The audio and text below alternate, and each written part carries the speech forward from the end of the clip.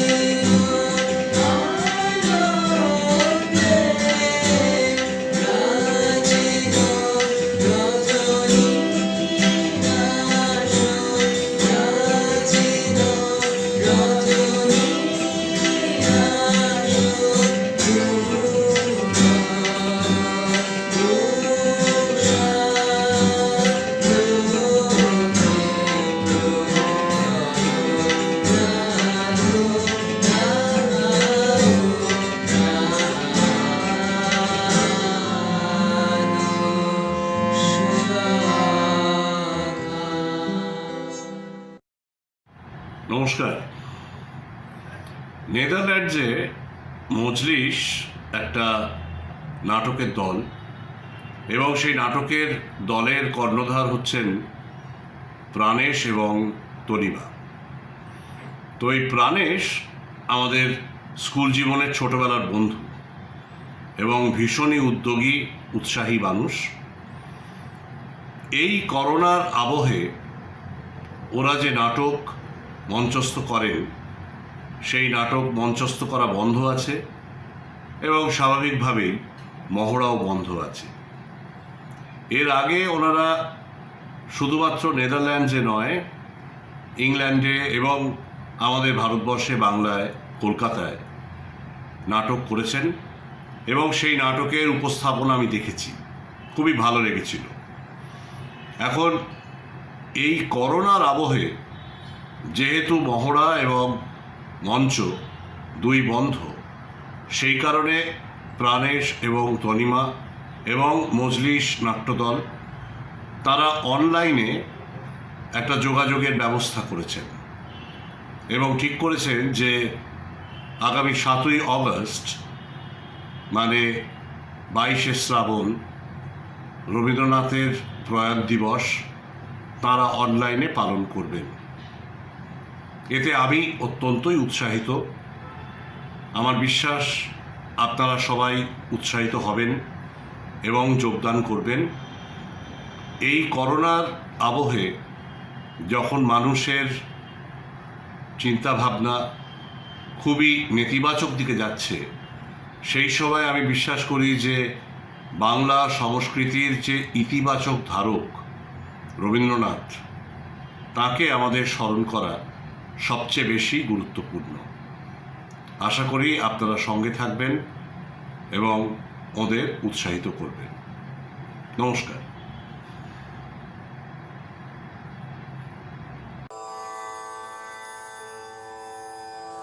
मरन रे तू मामा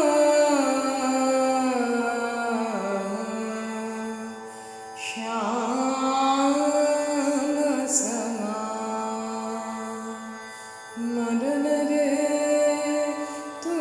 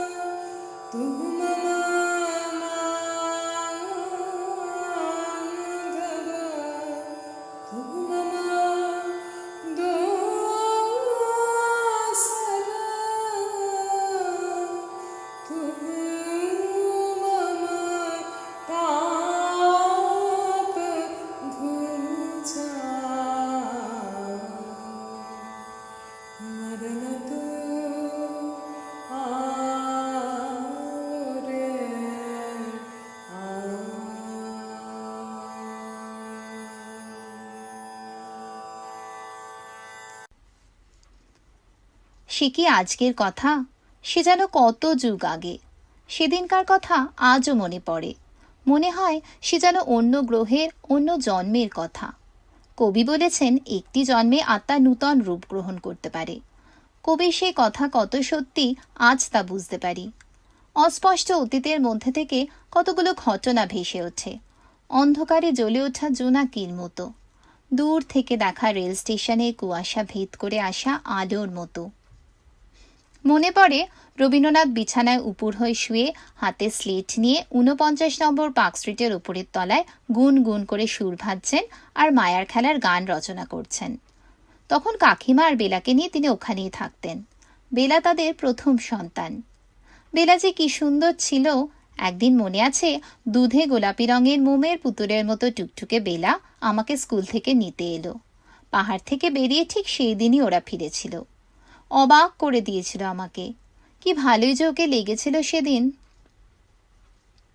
আমার পিসিমা স্বর্ণকুমারী দেবী লেখিকা হিসেবে প্রসিদ্ধা ছিলেন। 1883 সালে তিনি সখী সমিতি নাম দিয়ে একটি মেয়েদের প্রতিষ্ঠান গড়েছিলেন। সেই সখী সমিতির সাহায্যের জন্য শ্রীমতী সরলা রায় বেথুন কলেজের প্রাঙ্গণে মায়ার খেলা অভিনয়ের আয়োজন করেছিলেন। সেই অনুষ্ঠানে ফুলের দোকান করেছিলাম আমি। টিস্যু কাগজে মোড়া সেই গোলাপগুলোর ছবি, মেয়েদের কেশ প্রসাধনের অপরিহার্য অঙ্গ, সে হলদে গোলাপগুলির গন্ধ কালের প্রান্তর পেরিয়ে আজও ভেসে আসে আমার কাছে। সেদিনকার মায়ার খেলায় বাড়ির মেয়েরাই সব চরিত্র অভিনয় করেছিল। গাঢ় রঙের সাটিনের সালোয়ার আর পাঞ্জাবি পরে কেউ কেউ সাজলো বয়ফ্রেন্ড, গোফ লাগানোতে কাউকে কাউকে তাদের বাপের মতো দেখাচ্ছিল। মায়াকুমারীদের মাথার ওপর বিজলি বাল্ব তারার মতো জ্বলছিল আর নিভছিল। সেকালের স্টেজ সাজানো সেই রীতিগুলো আর এই ধরনের ছেলে মানুষই সাজগোজ আধুনিকাদের ওষ্ঠে হয়তো বাঁকা হাসি টেনে আনবে। আমার মনের মণিকোঠায় স্মৃতির আলোর এই কণাগুলি আজও জলজলে হয়ে রয়েছে। মায়ার খেলা, এই মিষ্টি নামটার সঙ্গে কত যে মধুর স্মৃতি জড়িয়ে আছে, কত গান, কত কথা, নিজের জীবনে বাইরের জীবনে। অবাক হয়ে ভাবি, স্মৃতির দান থেকে বঞ্চিত হলে মানুষ কি খুশি হতে পারত? দার্শনিক আলোচনায় না গিয়েও তো বেশ বুঝতে পারি, স্মৃতিকে বাদ দিলে মানুষ তার মনের জগতে কত গরিব হতো। তাছাড়া আনন্দভরা এই গীতিনাট্যের সঙ্গে মধুর স্মৃতি ছাড়ার কিছুই তো জড়িয়ে নেই। কত নির্ভাবনা, কত সহজ সরল যাওয়া আসা ছিল সেদিন আমাদের। ভুলে যাওয়ার ঘুমটায় সে দিনগুলো আজও ঢাকা পড়েনি। ঠিক করে বলতে পারবো না মায়ার খেলাই প্রথম বাংলা গীতিনাট্য কিনা, বোধহয় নয়, কারণ জোড়াসাঁকোর ঠাকুর বাড়িতেই এর আগেই অন্য গীতিনাট্যের অভিনয় হয়েছিল, আমাদের সময়ই হয়েছিল। কিন্তু একথা কেউ অস্বীকার করতে পারবে না যে গীতিনাট্য হিসেবে মায়ার খেলা সেরা নাট্যগুলির একটি। তাছাড়া এর নিজস্ব একটা মূল্যও আছে।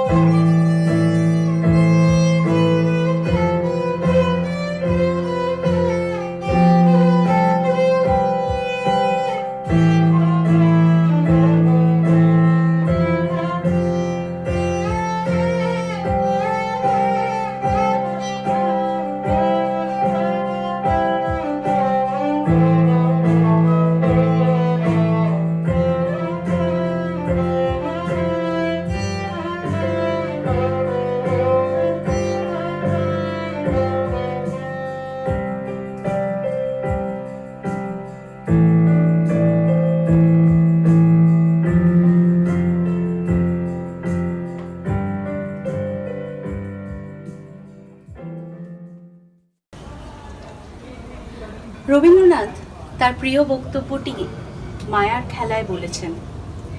স্বপ্নপাগল প্রেমিক তার ঘরের শান্তি ভরা আত্মদান তৃপ্ত প্রেমকে উপেক্ষা করে নতুন ভালোবাসার সৌন্দর্যে দীপ্তিতে বিমুগ্ধ হয়ে ছুটে গেল দূরে। সেদিন তারপর মোহভঙ্গ হলো। ঘরে যে প্রেম অপেক্ষা করছিল তার কাছে আশ্রয় খুঁজল। তার প্রথম দিকের কাব্য সৃষ্টিতে ভগ্ন হৃদয়ের মূল্য সুর এই। তার আরও পুরনো গীতিনাট্য নলিনীতেও একই কথাই বলেছেন। 50-এর কোঠা শেষ করে আরও 15 বছর হয়ে গেল নিঃসংকোচে ফাঁকি দিয়ে চলেছি কালকে। আজকে যেখানে ক্যালকাটা ক্লাব, সেইখানে আমাদের বাড়ি ছিল। বিচির তলার সেই পুরানো জীর্ণ বাড়ি কত যে স্মৃতি ডেকে আনে মনে। কিছুকাল পরে, সঠিক তারিখটা মনে নেই, এই বিচির তলার বাড়িতেই মায়ার খেলা অভিনীত হয়েছিল। দেওয়ার যদি শুনতে পেত তবে কত যে অভিনয়ের কথা বলতে পারত। বলতে পারত রাজা ও রানীর প্রথম অভিনয়ের কথা, সীমান্তবাসী হুঞ্জাদের নাচের কথা। সেদিনকার অভিনয়ের মায়াকুমারীদের বদলে মদন আর বসন্তের আবির্ভাব ঘটল। একটি বসন্তের রাত্রি কাটানোর জন্য যে মায়ার খেলা তারা সৃষ্টি করল, পৃথিবীর মানুষের পক্ষে সে খেলার পরিণাম অতি কঠিন হয়ে দাঁড়ালো। মদন আর বসন্তের ভূমিকায় সেদিন জ্যোতিরিন্দ্রনাথ আর রবীন্দ্রনাথ অভিনয় করেছিলেন। মনে আছে, সেদিন শান্তার পাঠ আমিই করেছিলুম। পরেছিলুম একটা পাড়হীন নীল শাড়ি। আজকাল ফ্যাশনের পূর্বাভাস যেন আমার সেদিনকার সেই বেশে ছিল। কিন্তু আমার শাড়িতে কাজ করা আঁচলা ছিল না, অপরিহার্য ব্যাগটিও ছিল না, একটি কথাও ছিল না আমার। অভিনয়ে আমার দক্ষতা নেই কোনো দিনই, কি স্টেজে কি স্টেজের বাইরে। সেই দিন থেকে মায়ার খেলা যে কতবার অভিনয় হলো, কত অভিনেতা অভিনয় করলো, কত পরিচালক পরিচালনা করলো। বিচির তলার অভিনয়ে বোধহয় একমাত্র অভিনয় যাতে ফান্ড তোলার কোনো উদ্দেশ্য ছিল না। অভিনয় করে চাঁদা তোলার ব্যাপারেও বোধহয় ঠাকুর বাড়ির লোকেরাই প্রথম পথ দেখালেন। বেশ মনে আছে, বহুকাল আগে আদি ব্রাহ্ম সমাজের সাহায্যের জন্যে বাল্মীকি প্রতিভা অভিনয়ে মা আমাকে অভিনয় করতে দেননি। আর একবার মনে রাখার মতো মায়ার খেলা অভিনয় হয়েছিল। বাড়ির ছেলেমেয়েরাই তাতে অংশ নিয়েছিল। কি সুন্দর যে হয়েছিল সেই অভিনয়। সেই সঙ্গে মনে পড়ছে মায়ার খেলার কয়েকটা সুর এত চমৎকার হয়েছিল যে বাবার সঙ্গে সাতারায় থাকার সময় দেখেছি সেখানকার সাহেবরাও সানন্দে কোরাসে যোগ দিত। এমন কত কথাই যে মনে আসে, কত ছবি যে ভেসে ওঠে মনের পটে। সবকিছু যদি ধরে রাখা যেত।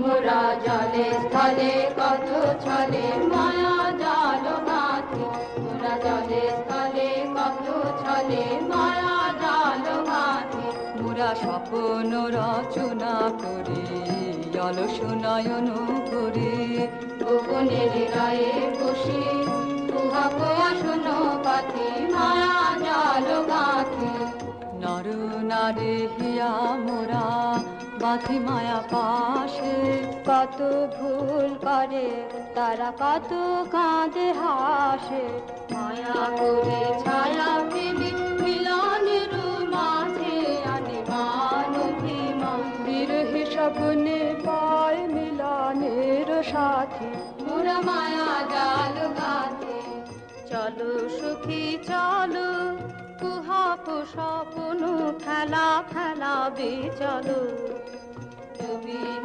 হৃদয় রচি নব প্রেম ছলো প্রমোদে কাটাবো নব বসন্তের রাতে মোরা মায়া জাল গাঁথি। আমরা বলতুম কর্তা বাবা। কর্তা বাবারা অনেক ভাই ছিলেন, তার মধ্যে রবীন্দ্রনাথ ছিলেন সবার ছোট। বড় কর্তা বাবাদের সঙ্গে বিশেষ আমাদের যোগাযোগ ছিল না, দেখেছি তাদের অল্পই। কাকে কি বলে ডাকতে হবে তাও কেউ আমাদের শিখিয়ে দেননি। একমাত্র রবীন্দ্রনাথকে আমরা ছেলেবেলায় প্রায়ই জোড়াসাঁকো ঠাকুরবাড়িতে পেতুম, তাই তিনিই ছিলেন আমাদের কর্তা বাবা। কর্তা বাবা জোড়াসাঁকো বাড়িতে সবসময় থাকতেন না, তিনি থাকতেন শান্তিনিকেতনে, কখনো কখনো বিদেশে। কিন্তু যখন দ্বারকানাথ ঠাকুর লেনের 6 নম্বর বাড়িতে আসতেন তখন ঠাকুরবাড়ির চেহারাই বদলে যেত।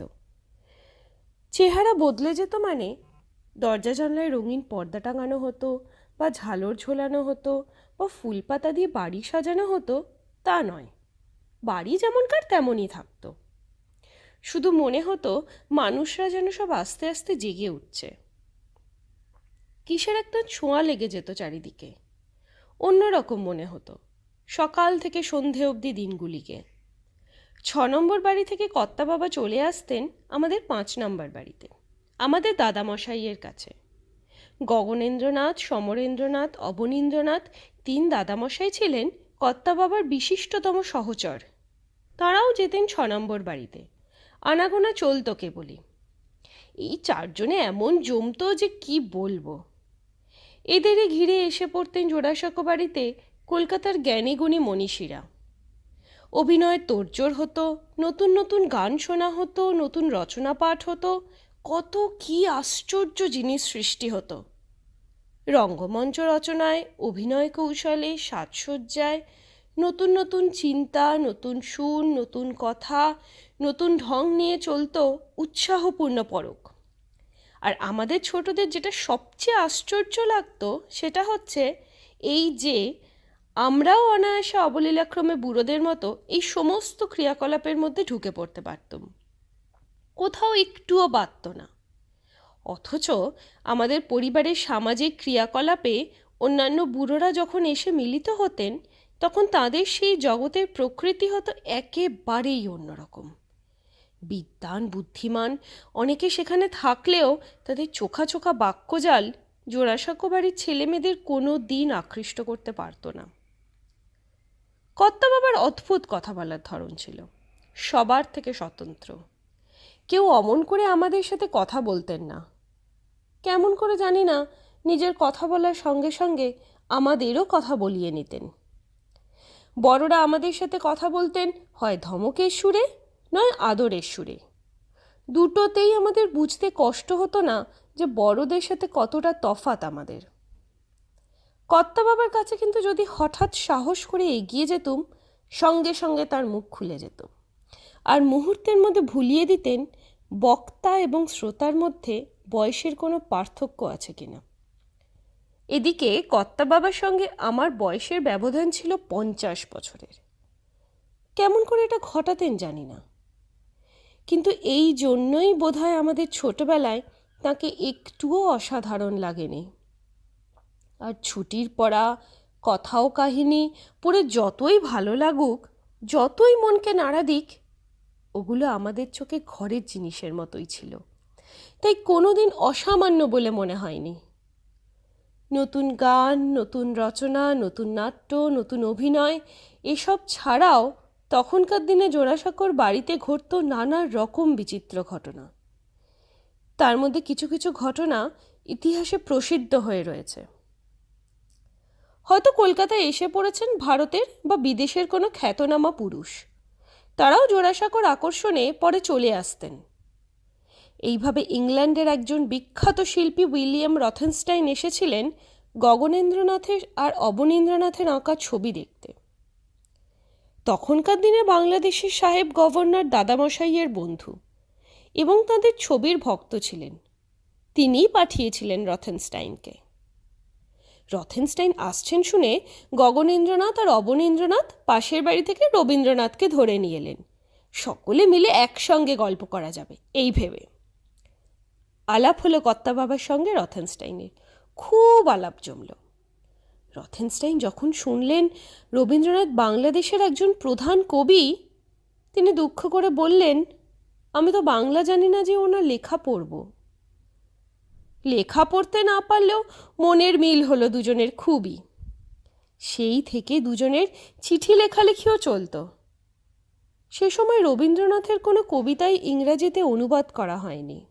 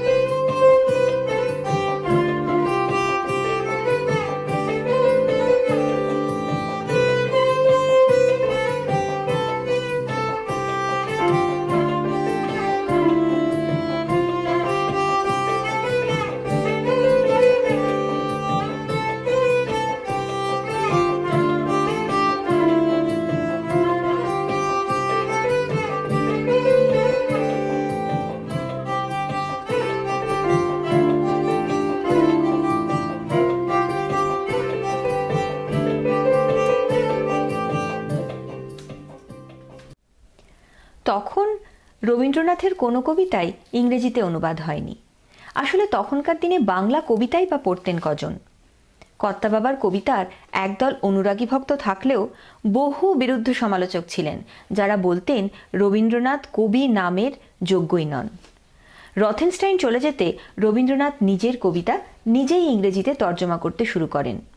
এর কিছুদিন পরেই কর্তাবাবার বিলেত আর আমেরিকায় যাবার কথা ওঠে। গীতাঞ্জলির শখানেক কবিতা ইংরেজিতে লেখা হয়ে গেল। সেগুলি নিয়ে কর্তাবাবা বিলেতের পথে পাড়ি দিলেন। দুই বন্ধুর দেখা হলো লন্ডনে অনেক দিন পরে। কর্তাবাবা রথেনস্টাইনকে সেই 100টি কবিতার একটি খাতা উপহার দিলেন। রথেনস্টাইন পড়ে মুগ্ধ হয়ে তখনকার দিনের ইংল্যান্ডের প্রধান কবি ইয়েটসকে কবিতার খাতাটি দিলেন পড়তে। পড়ে ইয়েটসের মনে হলো এমন কবিতা কোনো দিন চোখে দেখেননি। তিনি লন্ডনবাসী কবি, সাহিত্যিক, সমালোচকদের একটি সভা ডেকে রবীন্দ্রনাথকে কবিতাগুলি পড়ে শোনাতে অনুরোধ করলেন। সেই কবিতা পাঠের ফলে লন্ডনের সুধী সমাজে যে চাঞ্চল্য হলো, তারই ফলে গীতাঞ্জলির অনুবাদ ছাপা হয়ে বেরোলো। আর তারই ফলে ঘটল কর্তাবাবার কপালে নোবেল প্রাইজ প্রাপ্তি। রবীন্দ্রনাথ তখন জোড়াসাঁকোয় রয়েছেন। এমন সময় একদিন খবর এলো মহাত্মা গান্ধী আসছেন কলকাতায়। সে কি কাণ্ড! সবাই ফিসফিস করে কথা কইতে লাগলেন। কি এমন গোপন পরামর্শ হবে রবীন্দ্রনাথের সাথে মহাত্মা গান্ধীর? ব্রিটিশ সাম্রাজ্যই হয়তো উল্টে যাবে এবার। সেই সময় কলকাতায় কংগ্রেসের অধিবেশন চলছিল, আর সেই উপলক্ষে এসেছেন মহাত্মা গান্ধী। অসহযোগ আন্দোলন আর বিলিতি জিনিস বর্জন পুরো দমে চলছে তখন। আমাদের বলে দেওয়া হলো আমরা যেন গোলমাল না করি, উঁকিঝুঁকি একেবারেই না দিই। কিন্তু অদম্য কৌতূহল আমরা চাপব কী করে? অ্যান্ড্রুজ সাহেবের সঙ্গে মহাত্মা গান্ধী এসে যখন উপরের দোতলার ফালিঘরে রবীন্দ্রনাথের সঙ্গে মেঝেতে আসন নিলেন, তখন আমরা কয়েকটি শিশু বড়দের চোখ এড়িয়ে জানলার ফাঁক দিয়ে প্রাণপণে দেখবার চেষ্টা করতে থাকলুম ভিতরে কিসের মন্ত্রণা চলছে, কিন্তু কিছুই বোধগম্য হলো না। দেখলুম চৌকাঠের উপর একটু দূরে বসে দাদামশাই অবনীন্দ্রনাথ এক টুকরো কাগজে 3 জনের ছবি আঁকছেন। এইটি দাদামশায়ের আঁকা গান্ধী, রবীন্দ্রনাথ ও অ্যান্ড্রুজের বিখ্যাত চিত্র শান্তিনিকেতনের কলা ভবনে রক্ষিত আছে। মহাত্মা গান্ধীর তখন বয়স বেশি হয়নি, মাথায় গান্ধী টুপি পরতেন। কাউকে খবর না দিয়েই চুপি চুপি এসেছিলেন জোড়াসাঁকোতে। প্রথমটা কেউ জানতে পারেনি, কিন্তু হঠাৎ কেমন করে যেন ছড়িয়ে পড়ল খবরটা। ঘণ্টাখানেকের মধ্যেই ভিড় জমে গেল 5 নম্বর আর 6 নম্বর বাড়ির মাঝখানে রাস্তাটুকুতে। ক্রমে মানুষের মাথা বাড়তে বাড়তে আমাদের ফটক পেরিয়ে গেল। শেষে জনতা আর থাকতে না পেরে চেঁচিয়ে উঠল, গান্ধী মহারাজ কি জয়! গান্ধী তখন ঘর থেকে বেরিয়ে এসে পশ্চিমের বারান্দায় হাত জোড় করে দাঁড়ালেন। আমাদের বাড়ির সামনে রাস্তার ওপর বিলিতি কাপড় পোড়ানো হলো। আরও জোরে সমবেত কণ্ঠে গান্ধীর জয়ধ্বনি হলো। দ্বারকানাথ ঠাকুরের গলি প্লাবিত হয়ে গেল সেই শব্দে। গান্ধী তখন আবার হাত জোড় করে সকলকে নমস্কার করলেন। ক্রমে ক্রমে ভিড় পাতলা হয়ে গেল। কিন্তু কর্তাবাবার সঙ্গে মহাত্মা গান্ধীর 4 ঘন্টা ধরে কী যে বিচার বিতর্ক হলো, আজ অবধি কেউ তা জানতে পারেনি।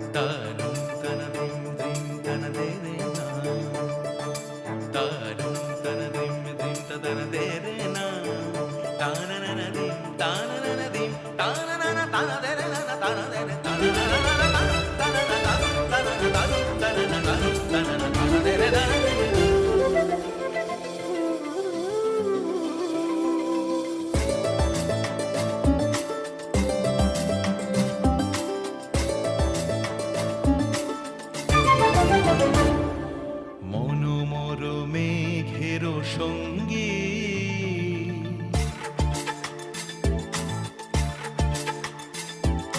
মনোমর মেঘের সঙ্গী উড়ে চলে দিক দিগন্তের পানে নিঃসীম শূন্যে শ্রাবণ বর্ষণ সঙ্গীতে রিমিঝিম রিমিঝিম রিমিঝিম মনোমর মেঘের সঙ্গী উড়ে চলে দিক দিগন্তের পানে নিঃসীম শূন্যে শ্রাবণ বর্ষণ সঙ্গীতে রিমিঝিম রিমিঝিম রিমিঝিম।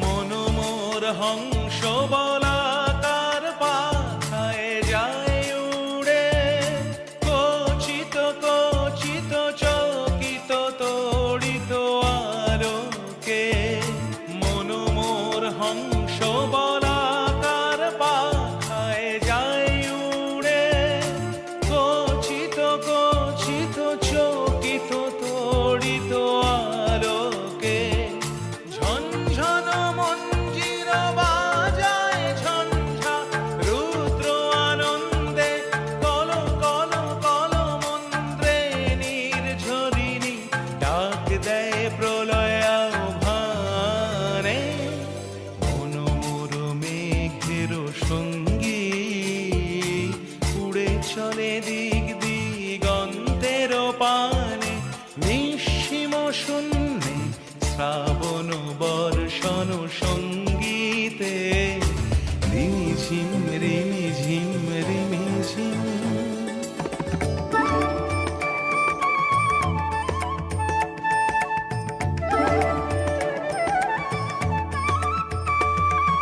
বায়ু বহে পূর্ব সমুদ্র হতে উচ্ছল ছল ছল তটিনী তরঙ্গে বায়ু বহে পূর্ব সমুদ্র হতে উচ্ছল ছল ছল তটিনী তরঙ্গে মনোমর ধায় তারি মত প্রবাহে তালো তমালো রণ্যে মনোমর ধায় তারি মত প্রবাহে তালো তমালো রণ্যে ক্ষুব্ধ শাখার আন্দোলনে মনোমর মেঘের সঙ্গী উড়ে চলে দিক দিগন্তের পানে নিঃসীম শূন্যে শ্রাবণ বর্ষণ সঙ্গীতে রিমিঝিম রিমিঝিম রিমিঝিম রিমিঝিম রিমিঝিম রিমিঝিম রিমিঝিম রিমিঝিম রিমিঝিম।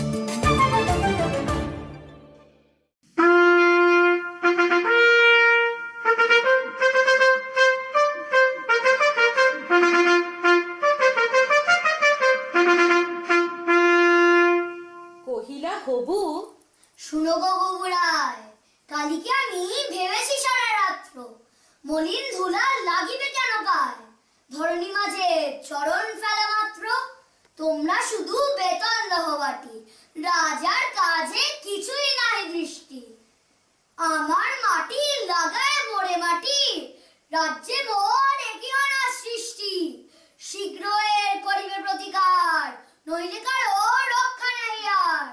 শুনিয়া গবু ভাবিয়া হলো খুন, দারুণ ত্রাসে গর্ভ বহে গাত্রে, পণ্ডিতের হইল মুখ চুন, পাত্র নিদ্রা নাহি রাত্রে, রান্নাঘরে নাহিকো চরে হাড়ি, কান্নাকাটি পড়িল বাড়ি মধ্যে, অশ্রু জলে ভাষায় পাকা দাড়ি, কহিলা গবু হবুর পাদপদ্মে। যদি না ধুলা লাগিবে তব পায়, পায়ের ধুলা পাইব কি উপায়? শুনিয়া রাজা ভাবিল দুলি দুলি, কহিল শেষে, কথাটা বটে সত্য, কিন্তু আগে বিদায় করো ধুলি। ভাবিও পরে পদধূলির তথ্য, ধুলা অভাবে না পেলে পদধুলা, তোমরা সবে মাহিনা খাও মিথ্যে। কেন বা তবে পুষিনো এতগুলা উপাধি ধরা বৈজ্ঞানিক বৃত্তে? আগের কাজ আগে তো তুমি সারো, পরের কথা ভাবিও পরে আরো। আধার দেখে রাজার কথা শুনি, যতন ভরে আনিল তবে মন্ত্রী। যেখানে যত আছিল জ্ঞানী গুণী, দেশে বিদেশে যত এক ছিল যন্ত্রী। বসিল সবে চশমা চোখে আঁটি, ফুরায় গেল 19 পিপে নস্য। অনেক ভেবে কহিল, গেলে মাটি, ধরায় তবে কোথায় হবে শস্য? কহিল রাজা, তাই যদি না হবে পণ্ডিতেরা রয়েছ কেন তবে? সকলে মিলি যুক্তি করি শেষে, কিনিল ঝাঁটা 17.5 লক্ষ। ঝাঁটের চোটে পথের ধুলা এসে ভরিয়ে দিল রাজার মুখ ও বক্ষ। ধুলায় কেহ মেলিতে নারে চোখ, ধুলার মেঘে পড়িল ঢাকা সূর্য। ধুলার বেগে কাশিয়া মরে লোক, ধুলার মাঝে নগর হলো উচ্চ। কহিল রাজা, করিতে ধুলা দূর, জগৎ হলো ধুলায় ভরপুর। তখন বেগে ছুটিল ঝাঁকে ঝাঁক, মশক কাঁখে 21 লাখ ভিস্তি। পুকুরে বিলে রহিল শুধু পাঁক, নদীর জলে নাহিকো চলে কিস্তি। জলের জীব মরিল জল বিনা, ডাঙার প্রাণী সাঁতার করে চেষ্টা। পাঁকের তলে মজিল বেচা কেনা, সর্দি জ্বরে উজাড় হলো দেশটা। কহিল রাজা, এমনই সব গাধা ধুলারে মারি করিয়া দিল কাদা। আবার সবে ডাকিল পরামর্শে, বসিল পুনঃ যতেক গুণবন্ত। ঘুরিয়া মাথা হেরিল চোখে সর্ষে, ধুলার হায় নাহিকো পায় অন্ত। কহিল, মহি মাদুর দিয়ে ঢাকো, ফরাস পাতি করিব ধুলা বন্ধ। কহিল কেহ, রাজারে ঘরে রাখো, কোথাও যেন না থাকে কোনো রন্ধ্র। ধুলার মাঝে না যদি দেন পা, তাহলে পায়ে ধুলা তো লাগে না। কহিল রাজা, সে কথা বড় ঘাটি, কিন্তু মোর হতেছে মনে সন্দেহ। মাটির ভয় রাজ্য হবে মাটি, দিবস রাতি রইলে আমি বন্ধ। কহিল সবে, চামারে তবে ডাকি, চর্ম দিয়া মুড়িয়া দাও পৃথ্বী। ধুলির মহি ঝুলির মাঝে ঢাকি, মহিপতির রহিবে মহা কীর্তি। কহিল সবে, হবে সে অবহেলে, যোগ্য মতো চামার যদি মেলে। রাজার চর ধাইল হেথা হোথা, ছুটিল সবে ছাড়িয়া সব কর্ম। যোগ্য মতো চামার নাহি কোথা, না মিলে তত উচিত মতো চর্ম। তখন ধীরে চামার কুলপতি কহিল এসে, ঈষৎ হেসে বৃদ্ধ, বলিতে পারি করিলে অনুমতি, সহজে যাহে মানস হবে সিদ্ধ। নিজের দুটি চরণ ঢাকো, তবে ধরণী আর ঢাকিতে নাই হবে। কহিল রাজা, এত কি হবে সিধে, ভাবিয়া মোলো সকল দেশ শুদ্ধ। মন্ত্রী কহে, পেটারে শুল বিধে, কারার মাঝে করিয়া রাখো রুদ্ধ। রাজার পদ চর্ম আবরণে ঢাকিল বুড়া বসিয়া পদ প্রান্তে। মন্ত্রী কহে, আমারও ছিল মনে, কেমনই বেটা পেরেছে সেটা জানতে। সেদিন হতে চলিল জুতা পরা, বাঁচিল গবু রক্ষা।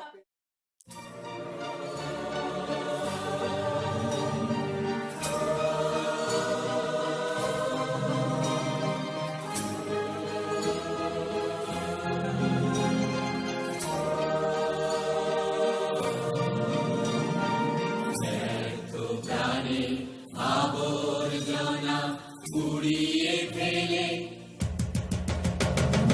আগুন জ্বালো, আগুন জ্বালো, আগুন জ্বালো আগুন জ্বালো প্রাণের আবর্জনা পুড়িয়ে ফেলে আগুন জ্বালো আগুন জ্বালো আগুন জ্বালো আগুন জ্বালো একলা রাতের অন্ধকারে আমি চাই পথের আলো একলা রাতের অন্ধকারে আমি চাই পথের আলো আগুন জ্বালো আগুন জ্বালো আগুন জ্বালো আগুন জ্বালো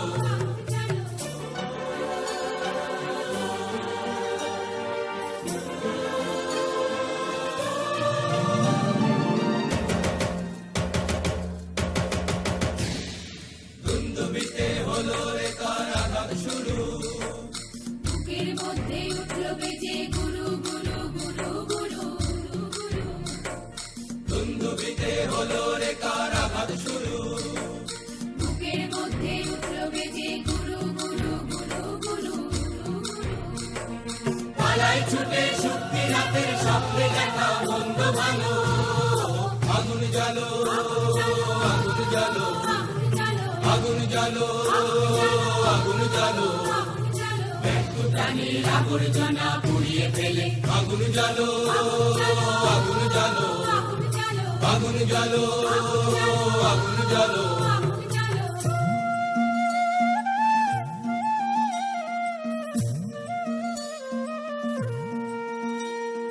নিরুদ্দেশের পথিক আমায় ডাক দিলে কি দেখতে তোমায় না যদি পাই নাই বা দেখি নিরুদ্দেশের পথিক আমায় ডাক দিলে কি দেখতে তোমায় না যদি পাই নাই বা দেখি ভিতর থেকে গুছিয়ে দিলে চাওয়া পাওয়া ভাবনাতে মোড় লাগিয়ে দিলে ঝড়ের হাওয়া ভিতর থেকে গুছিয়ে দিলে চাওয়া পাওয়া ভাবনাতে মোড় লাগিয়ে দিলে ঝড়ের হাওয়া বজ্র শিখায় এক পলকে মিলিয়ে দিলে সাদা কালো আগুন জ্বালো আগুন জ্বালো আগুন জ্বালো আগুন জ্বালো প্রাণীর আবর্জনা পুড়িয়ে ফেলে আগুন জ্বালো আগুন জ্বালো আগুন জ্বালো আগুন জ্বালো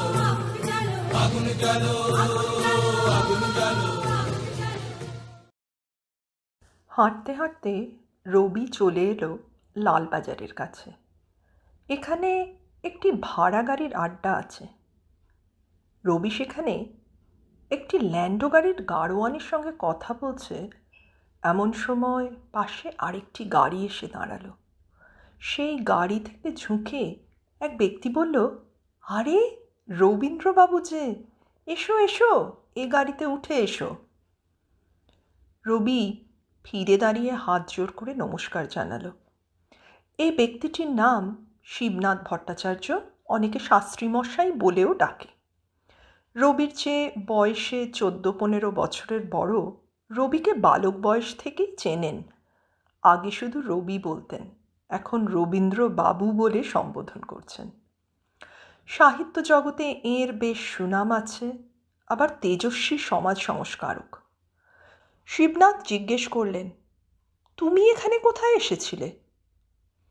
রবি সংকুচিতভাবে বলল, আমি তো আপনাদেরই ওখানে যাব, আসছি চন্দননগর থেকে, দেরি হয়ে গেল।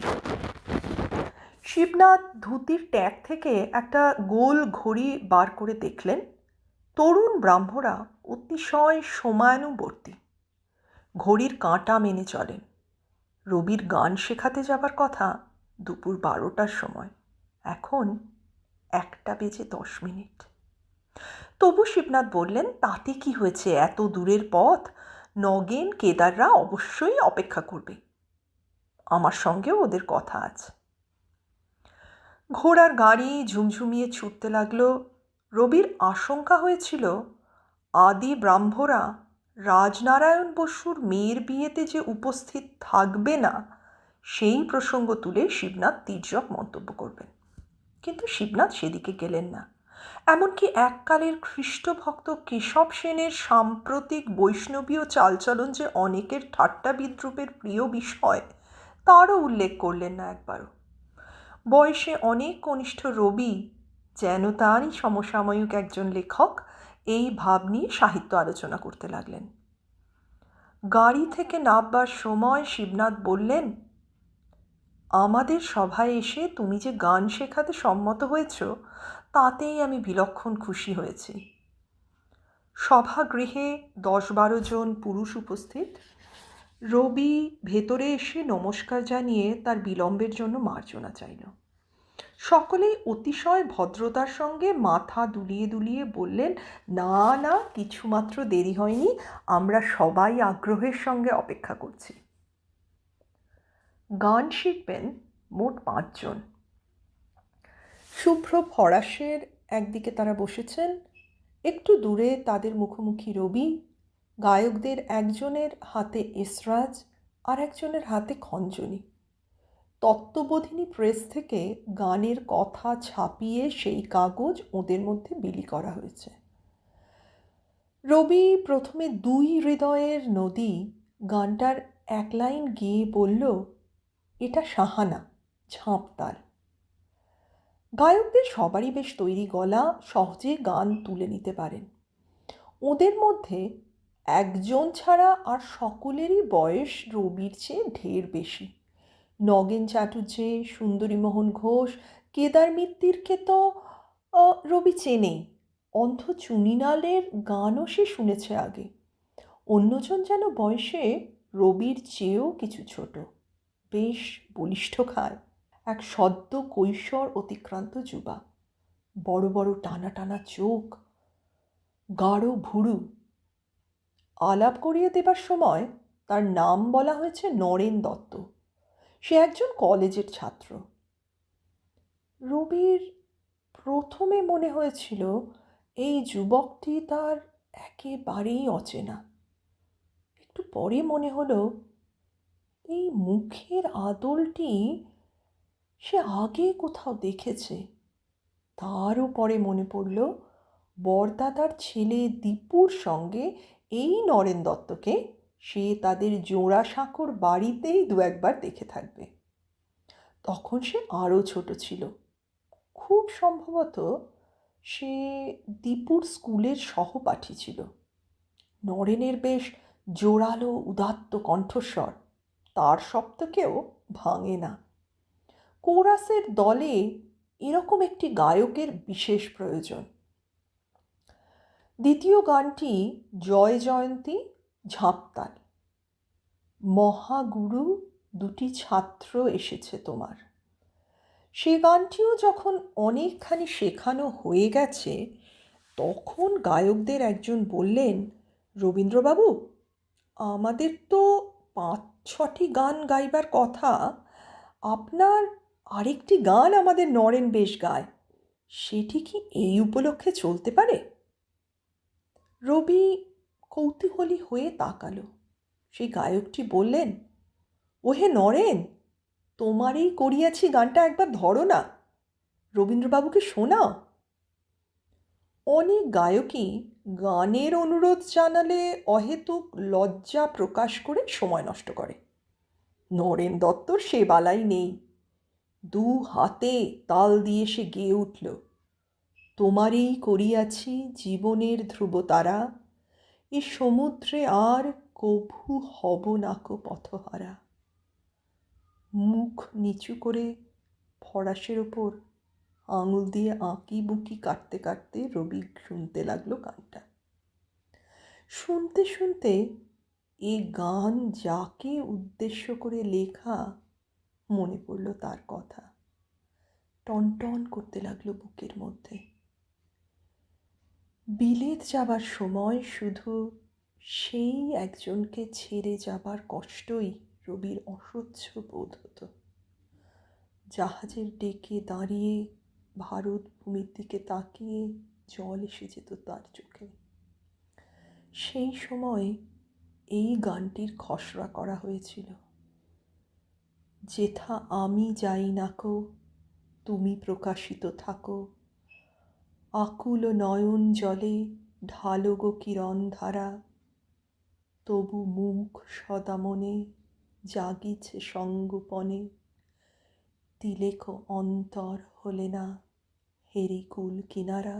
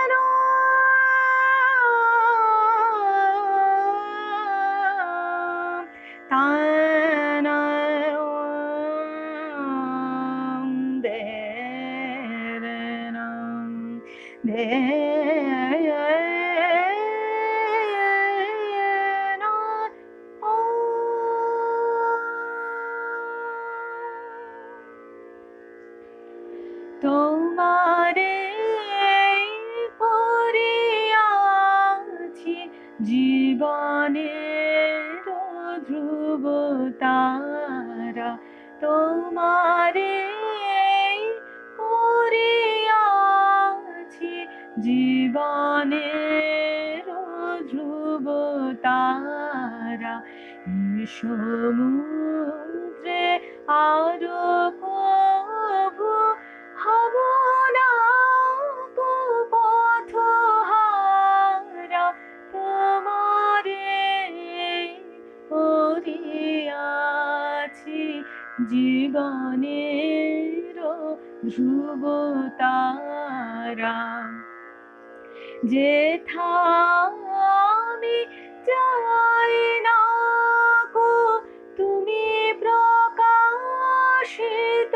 থাকো, যেথা আমি যাই না গো তুমি প্রকাশিত থাকো।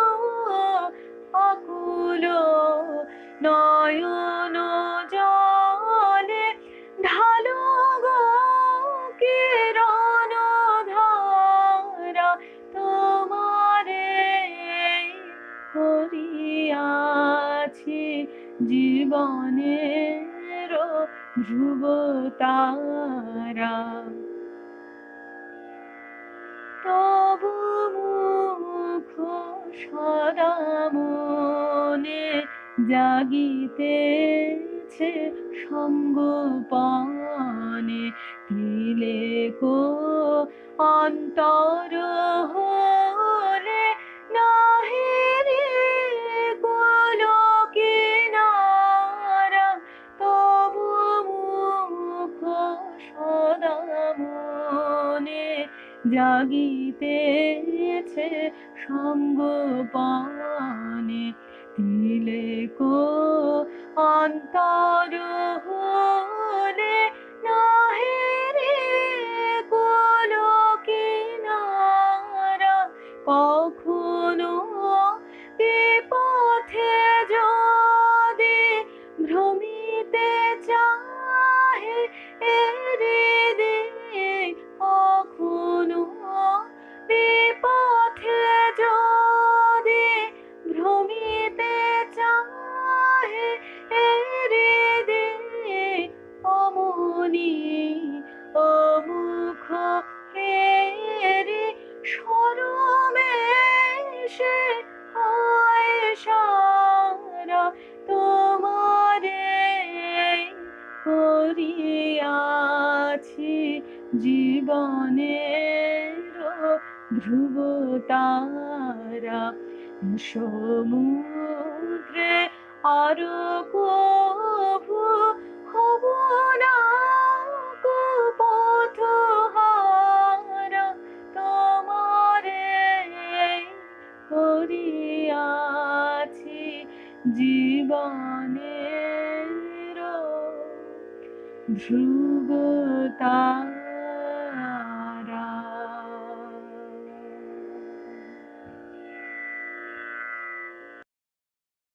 তারপর এলো স্বদেশী আন্দোলনের যুগ। বঙ্গভঙ্গ প্রস্তাবের বিরুদ্ধে দেশব্যাপী প্রতিবাদের নেতৃত্ব দিলেন রবীন্দ্রনাথ। তার রচনা এবং কণ্ঠ এই আন্দোলনে মুখর হয়ে উঠল। 16ই অক্টোবর কবি রাখি বন্ধন দিন হিসেবে পালনের অনুরোধ জানালেন এবং বিপুল মিছিলের সামনে বাংলার মাটি বাংলার জল গান করতে করতে গঙ্গা তীরে গেলেন। সেই সকালের স্মৃতি অবনীন্দ্রনাথের লেখায় দীপ্ত হয়ে আছে। রওনা হলুম সবাই গঙ্গা স্নানের উদ্দেশ্যে। রাস্তার দুধারে বাড়ির ছাদ থেকে আরম্ভ করে ফুটপাত অবধি লোক দাঁড়িয়ে গেছে। মেয়েরা খই ছড়াচ্ছে, শাক বাজাচ্ছে, মহা ধুমধাম, যেন একটা শোভাযাত্রা। দিনুও ছিল সঙ্গে। গান গাইতে গাইতে রাস্তা দিয়ে মিছিল চলল। সেদিন বিকালেই ফেডারেশন হলের ভিত্তি স্থাপনার পর রবীন্দ্রনাথ বৃহত্তর একটি শোভাযাত্রা নিয়ে উত্তর কলকাতার পথ পরিক্রমা করলেন। তার কণ্ঠে আর একটি সদ্যরচিত গান, বিধির বাঁধন কাটবে তুমি এমন শক্তিমান। সমকালে রচিত আরেকটি সুখ্যাত গান হলো আমার সোনার বাংলা আমি তোমায় ভালোবাসি। এই গানের স্মৃতি অন্য প্রসঙ্গে বিবৃত করে গেছেন ভূপেন্দ্রনাথ দত্ত। তাহার রচিত সোনার বাংলা আমি তোমায় ভালোবাসি এই মন মাতানো গানটি সর্বত্র গীত হইত। এই গানটি সর্বপ্রথমে কলকাতার টাউন হলে গীত হয়। ওই সভায় তাহার দ্বিতীয়বার স্বদেশী সমাজ প্রবন্ধ পাঠ করিবার পর তিনি এই গান গাহিতে থাকিলে সমস্ত শ্রোতৃবৃন্দ কবির সঙ্গে সুর দিয়া গানটি গাহিতে ও নাচিতে লাগিলেন।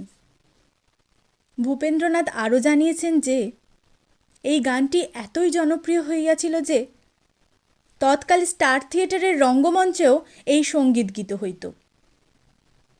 এই স্টার থিয়েটারেই সভাস্থ রবীন্দ্রনাথ একদা যথা সময়ে গায়ক হয়েছিলেন, সে কথা শচীশচন্দ্র রায় শুনিয়েছেন। সেই একই পরিবেশ তবু উল্লেখিত থাকুক।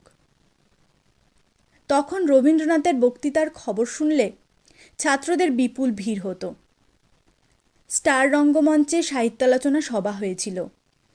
রবীন্দ্রনাথ তাতে উপস্থিত ছিলেন। সভার পর দর্শক মণ্ডলীর মাঝখান থেকে রব উঠল, আমরা রবিবাবুর গান শুনতে চাই। তিনি কিন্তু কিছুতেই গাইবেন না, আমরাও যাচ্ছি না, কেউ সভা ছাড়বে না। তখন ফাপড়ে পড়ে গাইতে হলো, আমায় আর গাহিতে বলো না। এই সময় নাগাদ এই বসু কোম্পানি তাদের প্রথম রেকর্ড বার করলেন, রবীন্দ্রনাথেরও প্রথম রেকর্ড। গানটি বঙ্কিমচন্দ্রের বন্দে মাতরম।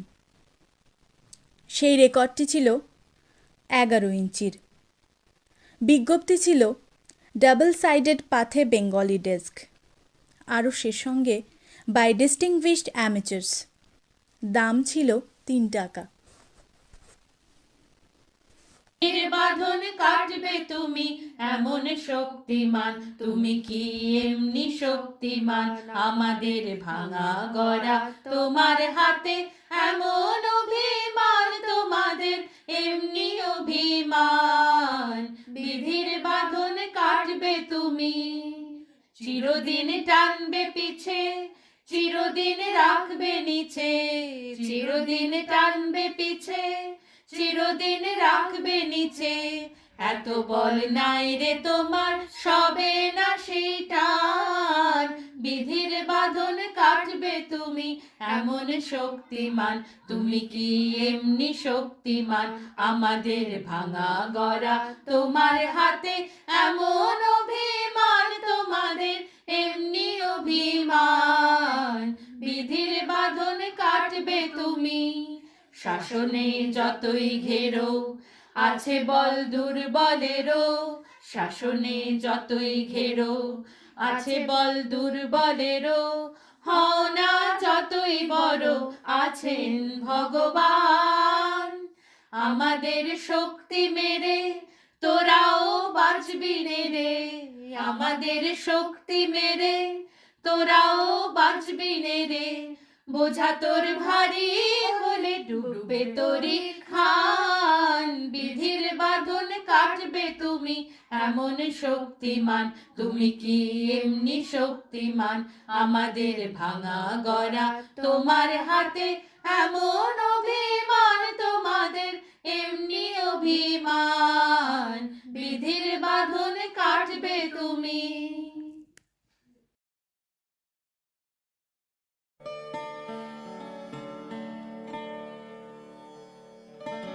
রবীন্দ্রনাথের অন্তরঙ্গজনদের অন্যতম ছিলেন নির্মল কুমারী মহলানবিশ। বিশেষ করে কবির শেষ জীবনে তার সঙ্গে তার কাছে বেশ কিছুদিন কাটিয়েছেন কবির পুত্রবধূ প্রতিমা দেবী ও লেখিকা। নির্মল কুমারীর নিজের কথায়, আমরা যারা রবীন্দ্রনাথের শেষ জীবনে তার কাছে থেকেছি, তাকে সেবা করেছি, তার স্নেহ পেয়েছি, তাকে ঘিরে আমাদের জীবন সরস হয়ে উঠেছে হাসিতে, কৌতুকে, এবং তারও পিছনে তার গাম্ভীর্য ভরা দিনগুলি তাদের মণিকোটায় সঞ্চিত হয়ে রইল চিরদিনের জন্য। আমরা ধন্য, আমরা ইতিহাসের রবীন্দ্রনাথকে পাইনি, আমরা বাস্তব জীবনে তাকে পেয়েছি। এই অপূর্ব জীবন সঙ্গীত এসে থামল এক 22শে শ্রাবণে। জীবনভর স্বজন বিয়োগ, প্রভাত পর্ব থেকে সায়াহ্ন পর্যন্ত শোকস্তব্ধ রবীন্দ্রনাথ। এই চিত্র আমরা অনেকবার দেখেছি, তবু জীবনের স্পন্দন, তার বৈচিত্র্য, মানব সম্পর্কের বিচিত্র টানাপোড়েন এবং এই অসীম ব্রহ্মাণ্ডের প্রতিটি ছায়াপথের প্রত্যেক কোণে থমকে থাকা যে অপার বিস্ময়, রবীন্দ্রনাথের জীবন দর্শনে তার স্থান অনেকখানি। তার জীবন দর্শনে মিশে গেছে ঈশ্বর দর্শন, তার জীবন বোধে জড়িয়ে থাকে মৃত্যু দর্শন। তাই তো তিনি বলতে পারেন, মরণ রে তুহু মম শ্যাম ও সমান। জীবনের প্রাচুর্য, জীবনের উচ্ছলতা, জীবনের তীব্র বহমানতা রবীন্দ্রনাথ তার গান এবং সাহিত্যের মধ্যে দিয়ে এক অনন্য ভাষায় প্রকাশ করে যান। 22শে শ্রাবণী হয়তো তার জীবনাকাঙ্ক্ষাকে প্রকাশ করার এক উৎকৃষ্ট সময়।